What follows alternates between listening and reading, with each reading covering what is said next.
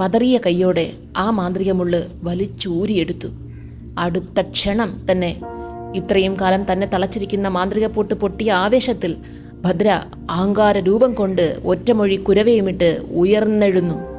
അവളുടെ ഉഗ്രരൂപം താങ്ങാനാവാതെ അമ്മ അബോധാവസ്ഥയിൽ നിലത്തു വീണു. തൊഴുത്തിൽ നിന്നിരുന്ന ഗർഭിണിയായ പശു വിരണ്ട് കയറ് പൊട്ടിച്ച് ചാടി.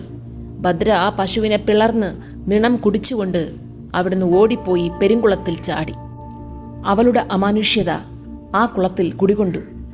ദൂരെ തൻ്റെ കർമ്മത്തിനിടയിൽ ഒരു നിമിത്തം മൂലം തൻ്റെ തറവാട്ടിൽ നടന്നു കഴിഞ്ഞ സംഭവത്തെ മാന്ത്രികൻ ഊഹിച്ചറിഞ്ഞു.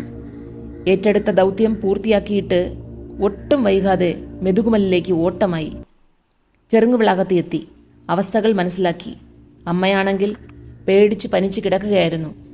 അമ്മയ്ക്ക് ഭസ്മമിട്ട് ആശ്വാസപ്പെടുത്തിയ ശേഷം ഭദ്ര താവളമടിച്ചിരിക്കുന്ന പെരുങ്കുളത്തിലേക്ക് മാന്ത്രികൻ ചെന്നു.